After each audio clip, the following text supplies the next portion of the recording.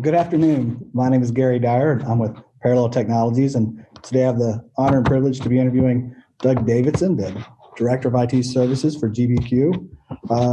Doug, why don't you take a second and tell us a little bit about your company? Well, GBQ Partners is a Columbus-based public accounting firm. We have offices in Columbus, Cincinnati, Toledo, and Indianapolis. We are right around the 100 largest public accounting firm in the country.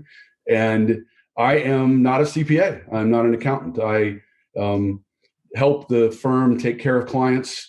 Most of the work that we do, of course, is accounting practices. Busy time of the year right now as tax returns and audits are going on. We do a considerable amount of that. We have a number of specialty practices. We do forensic accounting. We do business valuation. We help companies buy and sell other companies. And then, of course, we have our IT services practice. Great. Well, you'd mentioned that you're not an accountant, which is kind of funny for the firm you're in. Why don't you go ahead and tell us a little bit about your background and then how it led to your role today? Yeah, so I actually go way back. I started my life in IT building websites. And if you go back to the Wayback Machine, one of the big websites I've built was the Wendy's original website. And that was back in the day when people said, well, we're not going to buy things off of the internet. And it was very, very much the primitive days. As we started building websites, though, and people did start to purchase the product, you had to protect it. And so went from building websites to securing the information on the sites. That began to be far more interesting than discussing whether the right shade of green was on the web page or not. And so moved into security, worked for a large regional reseller for a while. A group of us started a firm in 2001 called Jacatus, which was in the Columbus market, but we did work all over the country. In 2016, GBQ came to us and said, we're interested in helping our clients protect the value that they have and to secure that value in the information world like we are in the accounting and finance world. And they acquired us, and it shocks me. It's been almost 5 years since I've come to GBQ, but long-standing run in the Columbus market, and now and nationally providing services, but now really across the state of Ohio, helping firms protect themselves from the regulator. So the compliance ball game, that alphabet soup, and then managing people and leading people that help on the bits and bytes side, the cybersecurity side. And part of that vision when GBQ brought us in was we want to provide full service IT to our clients, not just security. So we kind of extended the risk services that we offer. We do some IT strategy. We do some data analytics and business intelligence. And what's not necessarily rare, but it's a little unique, we have 2 CPAs on our team, and we do SOC reporting as well.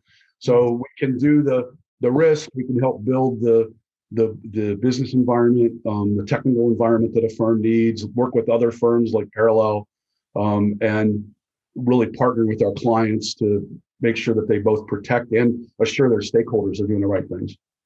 Absolutely. You'll notice my experience with Doug is a lot with his security background. So you may hear a security lean on most of my questions, even though I know you cover many more topics. So let's get into some of our questions. You know, a lot of people are moving their line of business apps to the cloud. I'm having conversations. Everybody's journeying to the cloud in some fashion. Line of business apps, and that can be a different thing depending on the industry you're in, is the piece that slows people down in considering it. What are the things that people need to keep in mind as they're trying to move their line of business from a premise-based system to a cloud-based system? I think the biggest thing that's missed is in the contract. When we're talking technology, you're going to want a technology answer, but it's in the contract. And almost every cloud provider, whether it's infrastructure or a SaaS solution or a platform, is going to have a shared responsibility clause in that contract. And more often than not, we find that organizations have acquired, whether it's line of business, whether it's a business platform, just like Microsoft 365, they don't understand their responsibility in securing what is in the cloud. I think, and this isn't a look it up and confirm it fact, but I think Gartner came out last year. I think it's 99% of cloud systems that have been hacked because of the user not taking care of what the user was supposed to do. And the beginning of what you should do as a user is in that shared responsibility agreement.